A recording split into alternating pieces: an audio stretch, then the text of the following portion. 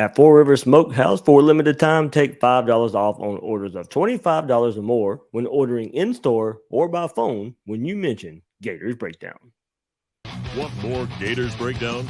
Join Gators Breakdown Plus. Starting at $3 a month, get access to unique episodes, plus a blog, chat room, giveaways, shout-outs, and more. Gators Breakdown Plus is furthering the interaction with fans and listeners like you. Head to gatorsbreakdown.supportingcast.fm to join Gators Breakdown Plus today.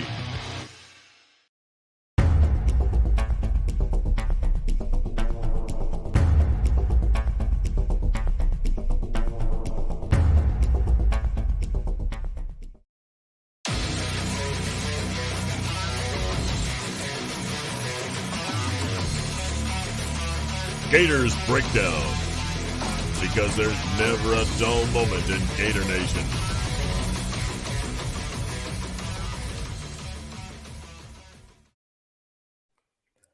The Gators Breakdown podcast is ready to go. I'm your host, David Waters, and you can find me on Twitter at GatorDave_SEC. A little bit of Florida State rivalry game preview. Got it going on right here on Gators Breakdown this week. I know different ways of looking at this one because of the coaching situation Florida's in right now. Interim coach Greg Knox taking over for Dan Mullen being fired earlier this week at Florida. So not a lot of hype in the game itself, but it's still Florida. It's still Florida State, still a rivalry game, still the orange and blue versus the garnet and gold. An FSU team that is trending up. We'll get into that, how they've been able to turn their season around just a bit. And fighting for bowl eligibility just like Florida. So the bowl eligibility there going into this one for them as well and for Florida. But different ends of the spectrum.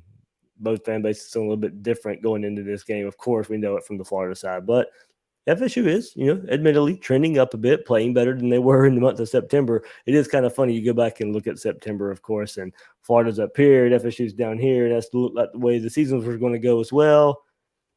Here we are in the last week of November, Thanksgiving weekend, rivalry weekend, and it is so much different between these two teams right now. We'll get into all that right here. Of course, what Florida brings to the game, what FSU brings to the game. We'll get into their side, how they've been able to turn their season around, like I said, a bit, and their performances over the last few games or so, looking like an improved team here. So look at FSU. Of course, the big story out there as well. Florida coaching search kind of zeroing in on Billy Napier. That is the hot name. That is the trending name. As of when I'm recording this, nothing done yet. You may be listening to this Wednesday, Thursday, Friday of this week. So Thanksgiving Day as well. Wouldn't expect a whole lot of news that day. So by the time you listen to this, who knows? But I will save the coaching stuff toward the end of the episode because I don't know when everybody's going to listen to this. It could be old news by the time you listen to this, Friday, Saturday. I don't think it will be, but just in case it is, I'm going to do the FSU preview first and the coaching stuff later. And then because it could be old news, and I wouldn't want you to have to pass through all that and go ahead and get the FSU previews. That's what you're here for mostly. You'll get that if you're driving around Thanksgiving Day, if you're driving around Friday or on your way to the game. I know it's an early noon start there. Maybe you're listening to Gators Breakdown on the way. So, all right. Plenty to get into on both hot topics, Florida State, and the coaching search here for the Gators. So, all right, let's get into Florida State, and let's pull up what they've done so far this year. There is their schedule so far this year. We all remember the opening college football weekend start Labor Day night when they got beat by Notre Dame there, 41-38. Then the very next week lost to Jacksonville State, and we all had our jokes flying and ready to go on a last play Jacksonville State walk-off. 20-17, they beat FSU. Then they lose to Wake Forest, 35-14. Then they lose to Louisville, 31-23. They started the season 0-4 right there, did not get their first win until they beat Syracuse 33-30 on October 2nd. North Carolina they beat 35-25. They know how to beat North Carolina, don't they? And then win versus UMass 59-3. Then they played an improved Clemson team. Clemson was improving at the same time. Clemson beats Florida State 30-20. Then they lose to NC State as well. And then come back, bounce back, get the win over Miami in a nail-biter of a game. And then last week beat Boston College. So coming in to this game, winners of 2 straight are Florida State with wins over Miami and Boston College when they play the Gators at noon on Saturday on ESPN. So there's a look at the schedule or at the results so far of Florida State season. As I said, sitting at 5-6, fighting for bowl eligibility as well for those guys. So how did these two teams match up? Here we are, statistical rankings for Florida and Florida State. Take a look at it right here. Total offense. So we said it's usually early season where these numbers kind of skew, not really accurate. But we kind of know for Florida's, but they're not really all that accurate right now. 11th total offense in the FBS, 3rd in the SEC, 480 yards. But, Florida just come off the putrid performance versus Missouri last week. Like I said, these numbers for Florida are still boosted up by the rushing offense from early in the season, and it's not translating to all these overall numbers. It doesn't really mean a whole lot. That's the funny thing about looking at these tests. I think you have to look at them because it does tell the story. It tells the story how well Florida is not playing right now and how these numbers are boosted from the beginning of the season. Kind of opposite for Florida State there. But, yeah, total offense, 11th in college football for Gators, 82nd in FBS for the Seminoles. Scoring offense, Florida 39th in the country, FSU 66th. I mean, nothing really jumps off the page at you. We'll get into some things about Florida State. They're the 49th ranked rushing offense. They're averaging 180.7 yards a game. The 99th ranked passing offense. If you're watching the YouTube version, you can get the graphic version of this as we kind of go through here. Total defense, of course. I mean, Florida leads every statistical category here when you look at it. Even when you look at the kind of other side of it, when you match the offense and the defense. I mean, total offense, FSU is 82nd. Total defense for Florida, 53rd. Scoring defense, Florida gives up 27.1 points per game. It should translate, but it won't. I think it said these are not telling the whole story. When you just want to look at these blank, if you didn't know anything about football this year, you just looked at this, I would say you can look at this, but it won't mean a whole lot when these teams match up. If you've watched Florida play the last few years, FSU 74th in scoring defense, Florida score 75th, so they're right about. So as far as points go, Florida yardage-wise is a better defense than FSU. But as far as points go, they're about as even as you can get. Florida giving up 27.1 points per game. Florida State giving up 26.7. So right there at about that 27-point mark. FSU does a much better job of stopping the run, giving up 145 yards a game. Florida gives up 154. Florida's pass defense there is a big separator, but turnover margin, we know Florida's terrible at that, 119th in the country, -8.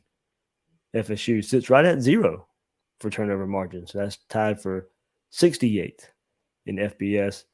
FSU, 17 takeaways this year. Florida only has 10 takeaways. FSU with 11 interceptions. That's good for 30th in the country. As we know, that's been an issue for Florida, as Florida only has 7 and tied for 90th in the country. FSU, here's where Florida might be able to get to FSU a good bit. But even then, Florida's offensive line struggled lately. But Florida's been able to get to the quarterback a good bit, especially after last week in Missouri. Florida spent a lot of time in the backfield last week. FSU is 110th in the country and giving up sacks per game there. So, almost 3 sacks a game, 2.91 there for Florida State. So there's your first little path to Florida, maybe showing up and dominating up front. Florida's defensive front versus FSU's offensive line. That offensive line that's been hit on, a beleaguered offensive line in the last few years for Florida State. They are better than what they have been, but still giving up a ton of sacks right here. And we'll get into it just a little bit as well. Opponent red zone percentage, Florida State 9th in the country, 70% there. And sacks per game, both teams getting to the quarterback. Florida State 21st in FBS. Florida 29th in FBS. So FSU with 32 sacks on the year, Florida with 30. And tackles for loss, that translates for FSU as well. They're 11th in the country in tackles for loss. We'll get into that a little bit too, with who they have defensively up front. But here you go. Per game, they're averaging 7.2 tackles for loss. 79 on the season for FSU. So there you go. I mean, they do some things well. Not overall, but there are some things they do well there, and we'll get into that. I want to show you their game by game stats as well. If you're watching the YouTube version, and I'll try to explain it as best I can for all these podcast listeners out there. But what it can tell you is their difference this season in how they started and how they are right now coming into the Florida game. They were running the ball much better earlier in the season. You go back to the Notre Dame game, first game of the season, 264 yards rushing. Jacksonville State, the second game of the season, 196 yards, almost 200 yards there versus Jacksonville State. Then they took a hit, 91 yards versus Wake Forest. But then they hit the 200-yard mark, at least a 200-yard mark, 4 games in a row running the ball. Louisville, 205. Syracuse, 247. North Carolina, 238. UMass, 365 yards rushing for FSU. But they have not been able to duplicate that later. Clemson, 65 yards rushing or that's how many FSU had on Clemson. 65 yards rushing. Then they backed that up, back-to-back weeks, 38 yards rushing versus North Carolina State. They had 160, pretty good performance versus Miami. And then Boston College, they only had 114 last week. They got the victory there, though. So you can tell it does kind of lend itself. If they're going to win, they're going to run the ball. I mean, there's 2 losses there. And they're not winning those games versus Clemson with 34 yards rushing against North Carolina State with 27 yards rushing. But that was my bad. That was their attempts. They had 65 yards rushing versus Clemson, 38 yards rushing versus North Carolina State. They're not going to win those games like that. But ran for 160 versus Miami, win. Ran for 114 over Boston College, a 26-23 win last week. So stop the run. FSU's not going to beat you. If you let them go, I mean, they haven't hit the 200-yard mark when they were hitting it for a really good stretch there in the middle of the season. They haven't hit the 200-yard mark since that UMass game. They hit 365 there. So, 3-point games here in the last couple of weeks. As I said, 160 yards versus Miami. That was a 31-28 win. Last week versus Boston College, 114 yards. They beat Boston College 26-23. So they can get that over 100-yard mark, give them 150, 160 yards. They're not going to pull away from you. But you start letting them get the 200 yards, and then, of course, I mean, you can say that for every team. But I'm saying, you see how instrumental it is for FSU here. I mean, even they ran for 264 versus Notre Dame and still lost that game. And then almost ran for 200 yards versus Jacksonville State and lost that game. But what have they done lately? And that's what you're looking at right now. So they have not been able to hit that 200-yard mark lately. So there's your look at the FSU kind of statistical rundown for their games so far this season. And passing, you look at it there, in the last few weeks, 233, 274, 251. Pretty good for Jordan Travis, the quarterback, who has been struggling. You see earlier in the season, 178, 133, 131 versus Syracuse, but they get the win. 145 versus North Carolina, but they get the win. only 176 versus Clemson, and that Clemson defense. But then over 230 yards the last 3 games there. So an improvement there on that side of the ball for FSU as the season winds down for them. Now we'll take a look at the FSU defensive numbers right here, and nothing really jumps off the page as far as big changes from earlier in the season to later in the season. Run defense lately, if you go down to the bottom and kind of look at the recent games, last 3 games, not giving up a whole lot on the ground. 2.3 yards a carry to North Carolina State, 1.9 to Miami, 3.3 last week to Boston College. So coming into the game against Florida, really stopping the run pretty well for them. But you look at the passing yards here, they did show up versus Boston College last week. Boston College only had 148 yards passing last week as well. So 148 yards passing, 3.3 yards a carry. They ran for 170 yards, Boston College did, but that was on 51 carries. So Boston College only had 318 total yards, 4.2 yards to play. So North Carolina State did throw for some yards in the air a few weeks ago. Miami did too, as I said. So if you're going to get them, maybe that's where Florida they decided to play Anthony Richardson more over Jermaine Johnson can take advantage in the air. It's like you're going to have to take advantage of the air because they're not giving up much on the ground. 3.7 yards on the season. So Notre Dame, the first game of the season, 1.9 yard average for them. But you got where they did struggle a bit in the middle portion of the season. Syracuse ran for 6 yards a carry. North Carolina, 6.4 yards a carry. So you could get them in the run game. Just Florida hasn't been able to show the ability to run a whole lot lately, or pass. But I think we see the potential there with Anthony Richardson if he's going to get the start for maybe somewhat injury or limited Emory Jones right now. So maybe Florida takes advantage in the passing game more so this week with that situation. But that's what you're looking at coming in. Not huge differences all throughout the year. Just that little stretch where they did get run on by Syracuse and North Carolina in the middle portion of the season. But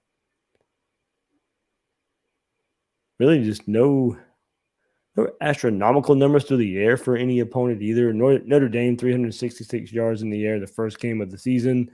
And then they've only given up 2 more 300-yard games, but that has been recently. North Carolina State and Miami, as I said. So maybe something to look out for there if you can get them through the air if you can't run the ball. So if you're watching the YouTube version, you can get the graphic version. You can look at it much better. Hope I did a pretty good job of explaining the audio version there of Florida State. We'll get into more Florida State talk. But before we do, if you're tired of all the Thanksgiving leftovers, get some barbecue for your tailgating versus FSU. There's nothing better for a tailgate than Four Rivers Smokehouse. Named the #1 barbecue in the South by Southern Living Magazine. Four Rivers Smokehouse is a family-owned barbecue restaurant specializing in 18-hour smoked Angus brisket. Love me some brisket. Got to have those ribs, get those sliders. Add all those home-style sides, those fresh-baked desserts at any of Four Rivers Smokehouse's 13 Florida locations. Four Rivers party packages come tailgate ready so you can spend more time watching the game and not the grill. Enjoy the gridiron pack for 4 for $54.99 or the party for 12 package for $109. Each package includes Four Rivers award-winning barbecue meats, home-style sides, buns, and signature barbecue sauce. Take $5 off on orders of $25 or more when ordering in-store or by phone when you mention Gators Breakdown. That's $5 off on orders of $25 or more when ordering in-store or by phone when you mention Gators Breakdown. So Gators, whether you live in Gainesville, just in town for the game, swing by Four Rivers, Gainesville, located in Butler Plaza. If you're tailgating at home in the Orlando, Jacksonville, Tampa, or Tallahassee areas, then you can also enjoy the best barbecue anywhere in Florida at Four Rivers Smokehouse. All right. FSU, their 5 wins since the start of October are tied for 3rd in the ACC, trailing only the 6 wins by Coastal Division champions Pitt and Clemson. You see Clemson's improving as the season goes along as well there, but FSU only behind Pitt and Clemson since the start of October. Seminoles have converted 29 consecutive red zone attempts for a total of 174 points. That's the longest active streak in the country, converting 29 consecutive red zone trips. That's the longest streak in the country there, and the fourth longest streak in 2021. That's via ESPN stats and info there. And FSU ranks first in the ACC and 11th in the country with a 71.8 red zone touchdown percentage. So they're scoring when they get in the red zone. They're scoring touchdowns for the most part because they're first in the ACC. They're scoring anyway, touchdowns and field goals, but they're scoring a lot of touchdowns when they get in the red zone. 28 of 39 this year. So if they get in the red zone, there's a good chance that they're scoring a touchdown. So something to look out for there.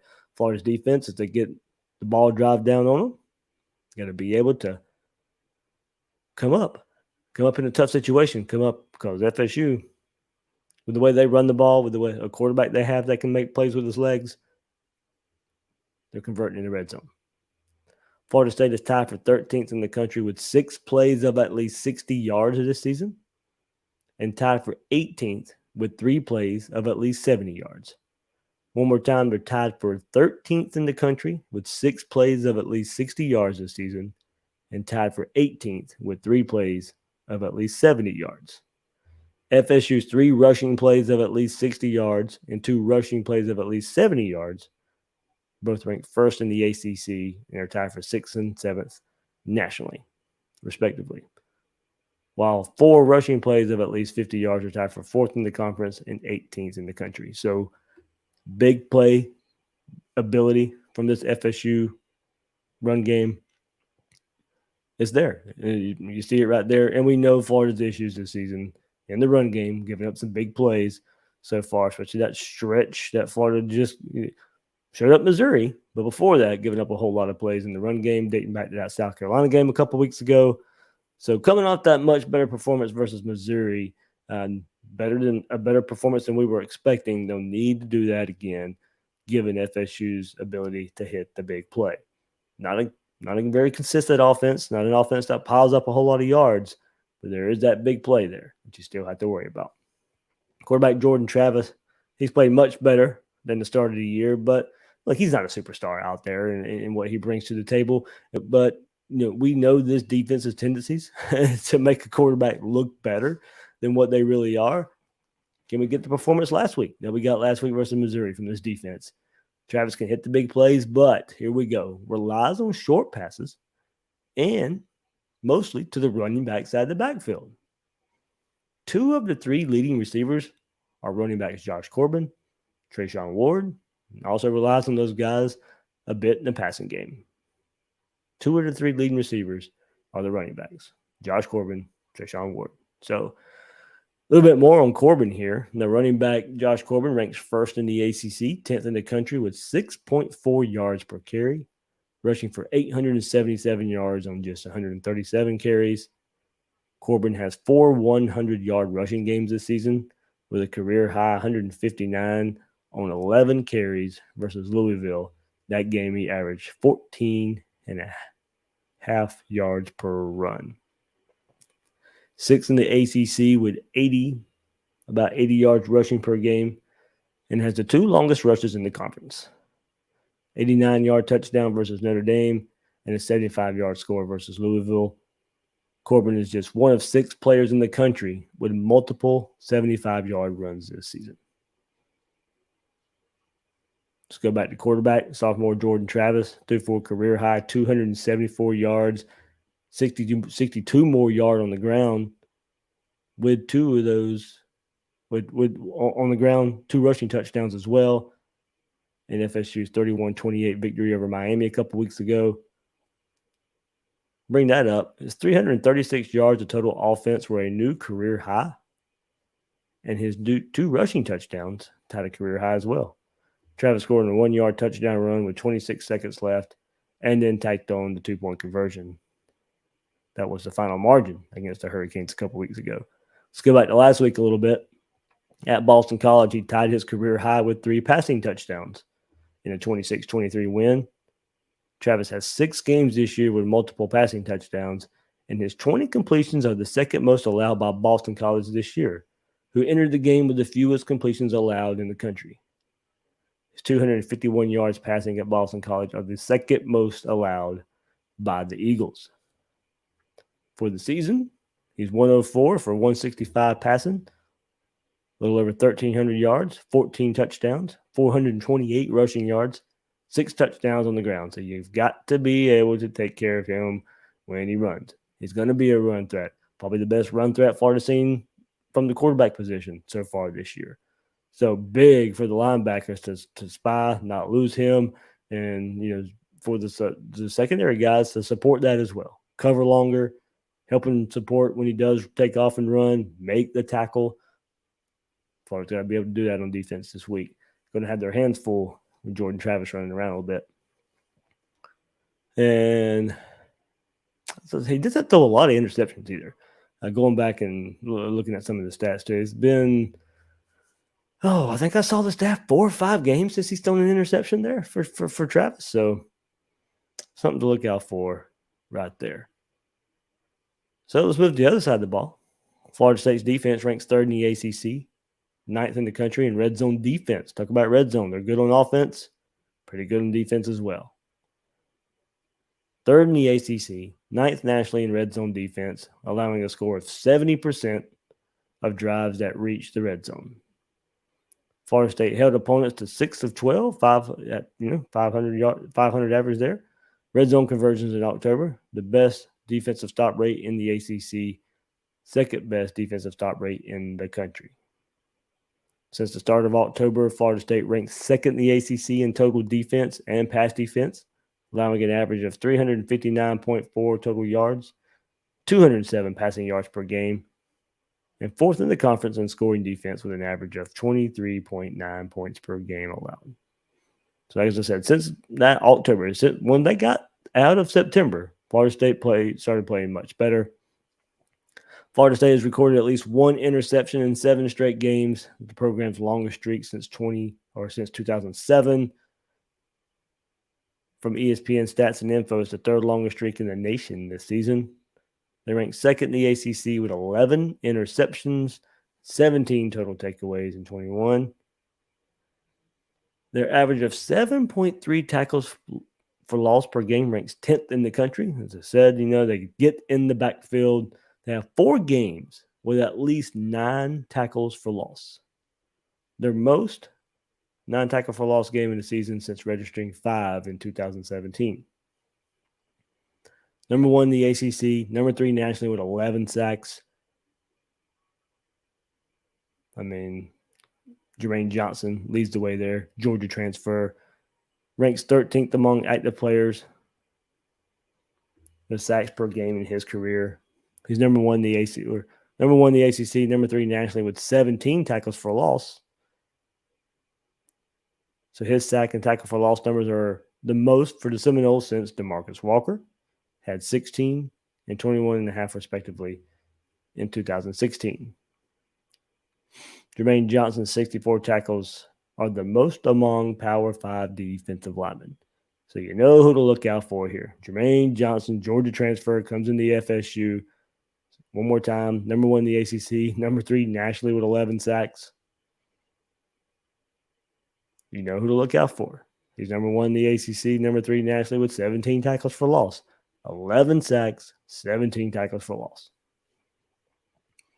He's not the only one, though. Kiara Thomas and Jermaine Johnson both started all 11 games at defensive end and combined to form one of the top pass rushing duos in the country. The pair have combined for 29 tackles for loss, 17.5 sacks, 3 pass breakups, 22 quarterback hurries, 2 forced fumbles, and 1 fumble recovery. Thomas and Johnson are the only teammates in the ACC with at least 12 tackles for loss. Johnson ranks 1st in the ACC with 17. Thomas is 6th with 12. So here where I bring that up. Florida, 11 tackles for loss given up last week versus Missouri. Missouri had 11 tackles for loss. They weren't really producing like that at that level, especially what you've seen FSU do lately. And now this Florida offensive line, after giving up 11 tackles for loss last season, now they give match up with this duo. Going to be a tough task to ask for after that performance we saw last week. And it's going to be a tough task for who plays quarterback for Florida. Mentioned it all week there, especially on Gators Breakdown Plus. I put out the news there on Monday that Emory Jones was injured in practice. And the severity at the time wasn't really known, thought to be more serious at the beginning of the week than what actually happened. So he injured in practice Monday. He did not practice on Tuesday. Emory Jones did practice on Wednesday of the week. Very limited. I was told he didn't do any running, all throwing there on Wednesday. So we'll see the status of Emory Jones.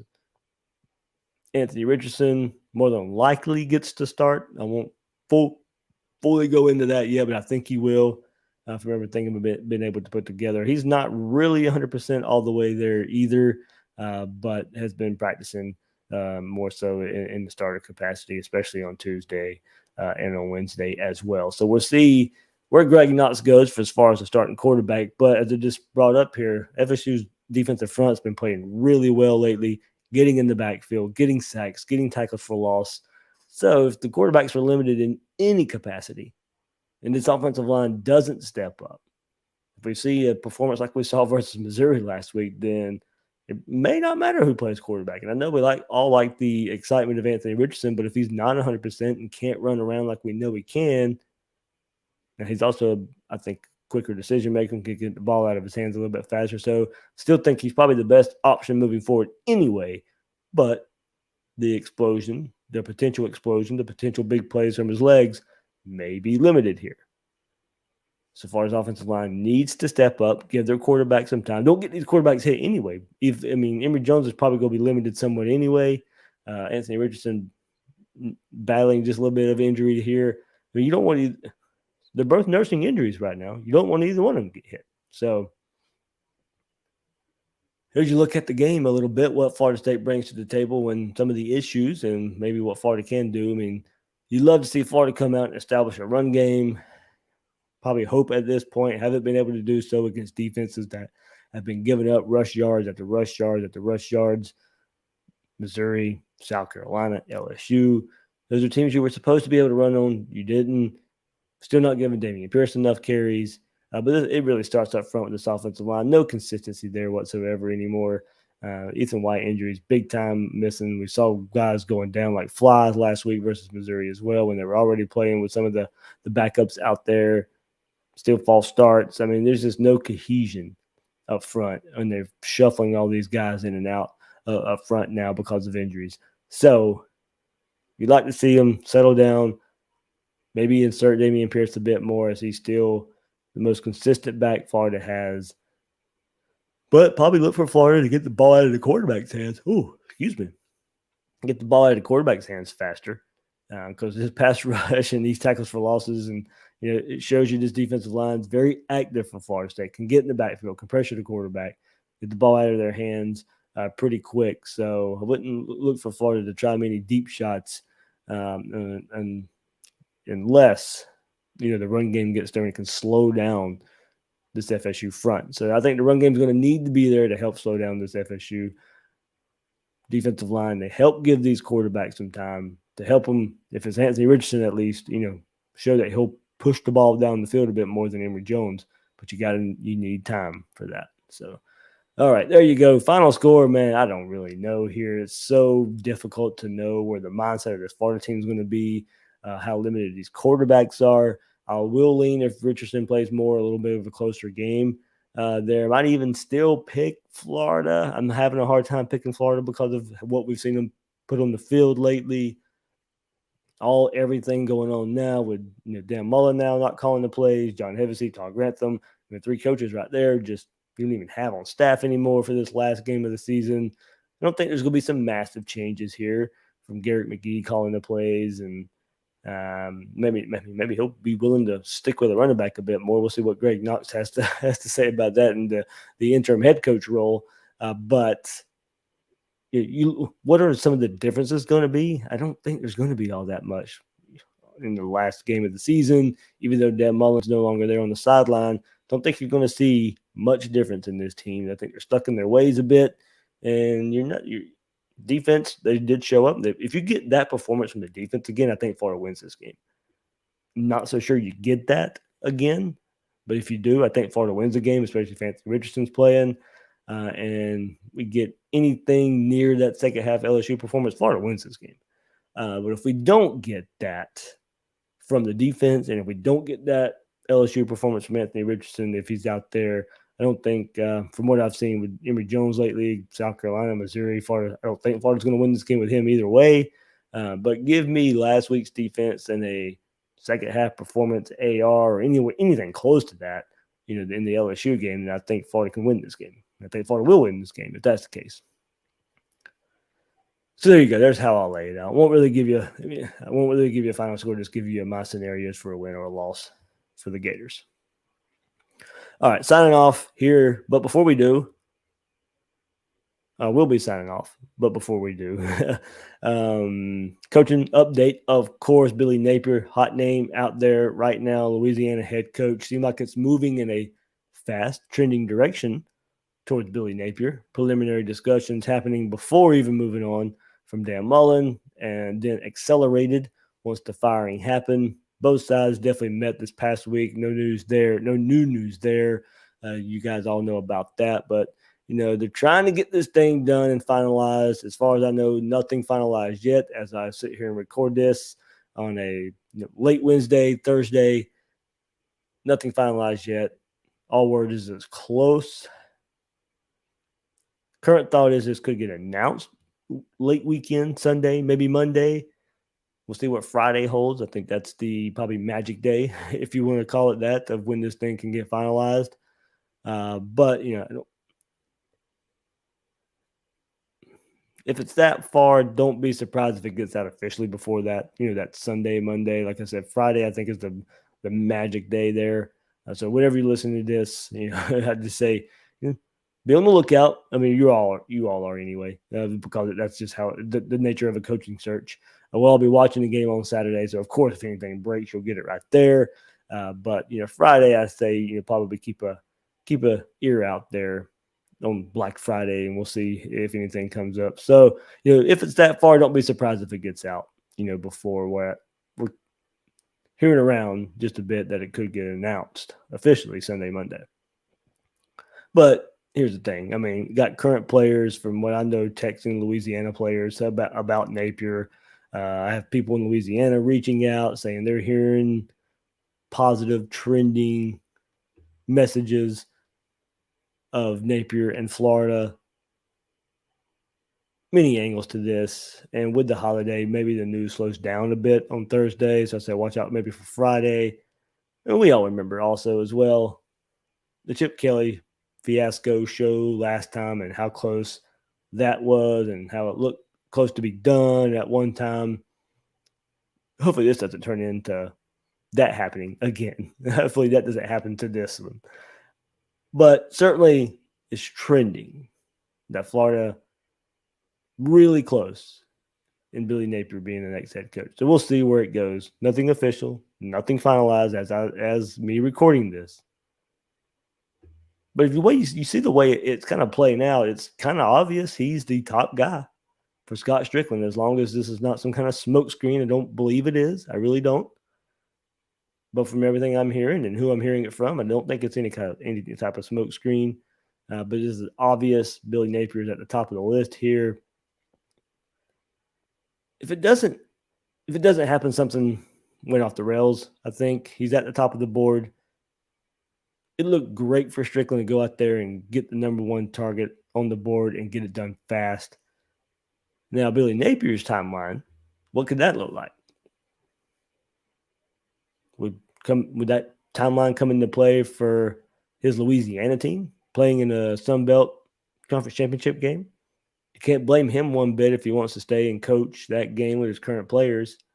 But that would mean missing a chance to host recruits in Gainesville ahead of signing day. That's around the corner.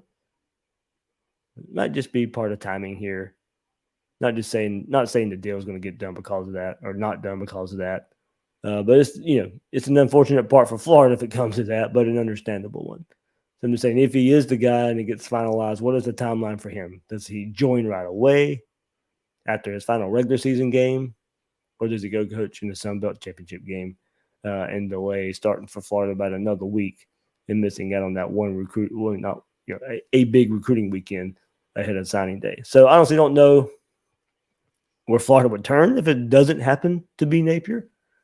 Many I know still don't think Kiffin gets serious consideration for this job. Dave Aranda seems to be trending LSU for now.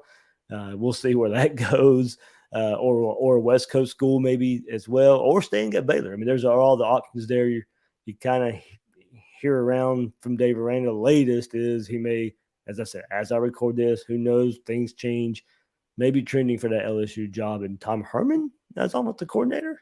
Something to look out for there. Of course, I'm going to admit, I'm throwing you rumors right here for Dave. I don't know Dave Aranda's situation as like I kind of plugged into the Florida one.